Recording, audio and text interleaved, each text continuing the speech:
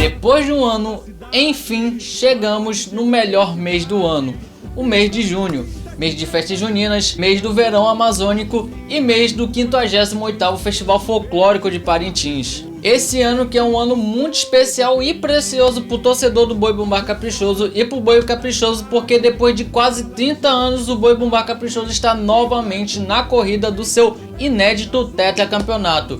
Depois de perder por um vacilo em 97, o Boi Bumbá Caprichoso está de volta na corrida e dessa vez ele não vai deixar o título escapar. Com zero pretensões de deixar o título escapar e com a autoestima lá em cima, o torcedor do Boi Bumbá Caprichoso está muito confiante no título desse ano, justamente por causa do ano passado, porque no ano passado foram exorcizados dois fantasmas ao mesmo tempo. O primeiro fantasma que foi exorcizado foi a maldição do tricampeonato, que foi batendo na trave em 2009, 2019 e finalmente dessa vez 2024 foi conseguido esse título, algo que eles tinham conseguido pela última vez em 1996. E o segundo fantasma que foi exorcizado foi o fantasma do Amazônia Tauapaeira, justamente porque veio junto com a presidência do José Amoedo, um dos maiores artistas e hoje presidente do Boi Bumbá Caprichoso. Ano esse que foi péssimo pro Boi Bumbá Caprichoso e acabou recaindo todo nas costas do José Amoedo, e que no ano passado ele conseguiu exorcizar esse fantasma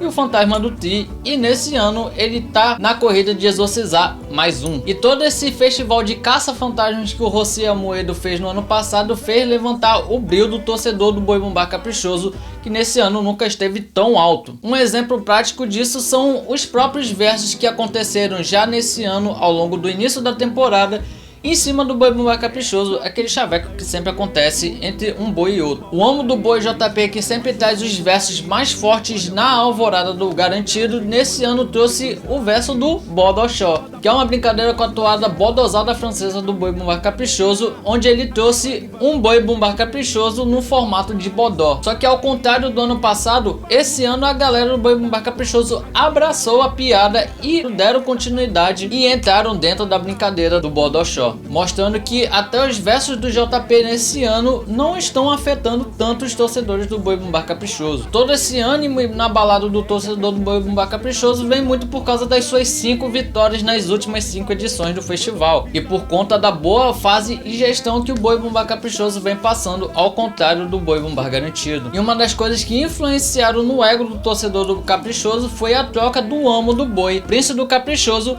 para o Caetano Medeiros. Pois diferente do Prince, que seguia a linha do amo do boi tradicional, que faziam mais versos de exaltação para os bois do que ataques ao contrário, pois acabava que o Prince deixava de responder alguns versos desafios que mexiam muito com o ego do torcedor e ele simplesmente não respondia e deixava passar. Algo que se mostrava muito necessário, mas ele não fazia. E que agora com o Caetano Medeiros ele já chegou respondendo todas essas provocações e mandou provocações que o torcedor do Boi Bumbá Caprichoso queria mandar, mas na época do Prince não era mandado.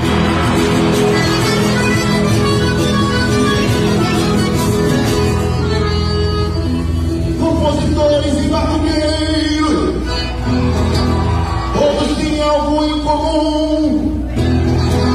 São humilhados e maltratados, e tu nunca falaste nenhum.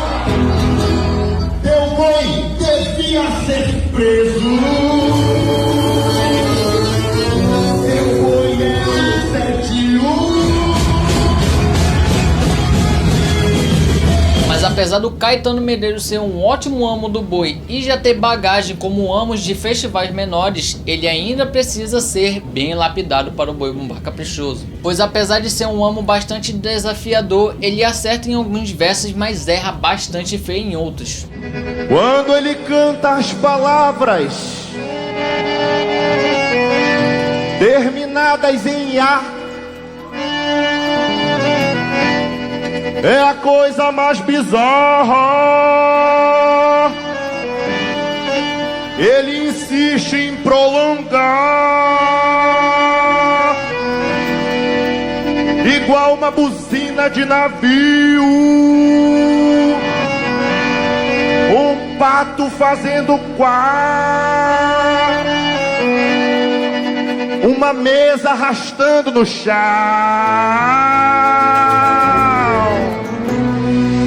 ou um uma moto quando começa a acelerar.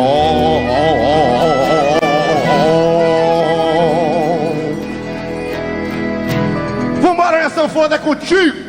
Então ele precisa ser lapidado para o Boi Bumbá Caprichoso. Ainda seguindo na temporada, o Boi Bumbá Caprichoso lançou seu álbum É Tempo de Retomada em 2 partes no YouTube, antes de lançar completo no Spotify. E esse álbum veio dividindo o público por ser um álbum muito denso, complexo e até alguns momentos frios. Dividindo pessoas que dizem que ele é um álbum muito inteligente, um álbum de arena e um álbum que não é raso como o álbum do Boi Bumbá Garantido desse ano. Nós também na Pop Norte temos a nossa opinião do álbum do Boi Bumbá Caprichoso de 2025, o react em 2 partes desse álbum está aqui no card.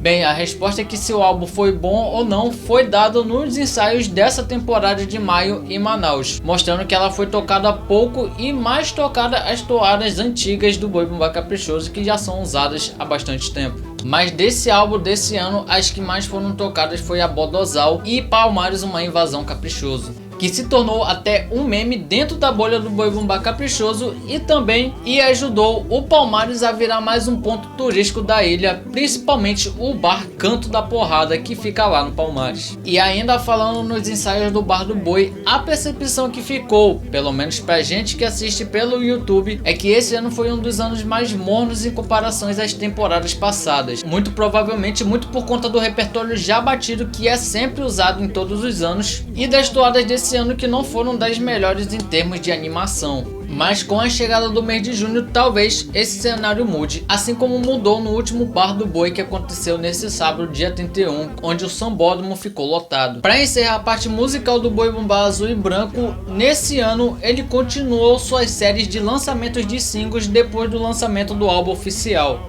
algo que ele vem fazendo desde 2023, dessa vez lançando uma regravação e um mashup, o Rito Tupinambá, união das toadas de O Cativo de 2017 e Ibirapema de 2004. Mais recentemente, o relançamento que o Boi Bumbá Caprichoso fez foi o clássico Requiem, Prece aos Espíritos de 1996, todas essas músicas do Ronaldo Barbosa. E todos esses relançamentos tiveram uma ótima recepção do público azul e branco. Indo para a preparação de arena do Boi Bumbá Caprichoso, ainda é indiscutivelmente o Boi Bumbá Caprichoso caminha sozinho, carregando o espetáculo do Festival de Parintins nas costas, apresentando espetáculos visuais tanto nos seus lançamentos, no curral e nos seus vídeos do YouTube. O pouco que é vazado dos galpões, o Boi Bumbá Caprichoso mantém a sua qualidade estética e visual como ele sempre entregou nos últimos anos recentes. E isso a gente pode ver nos vídeos que são lançados dentro dos galpões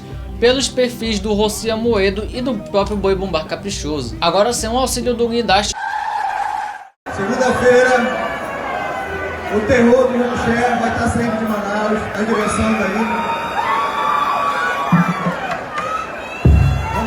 Psicológico dele. Os artistas do Boi Bumbá Caprichoso vão ter que botar a sua cabeça para trabalhar ainda mais para integrar algo que era integrado no nível na época que tinha o guindaste. Algo que não é muito difícil, pois poucas alegorias precisavam realmente do auxílio do guindaste e as que não precisavam integravam muito bem sozinhas.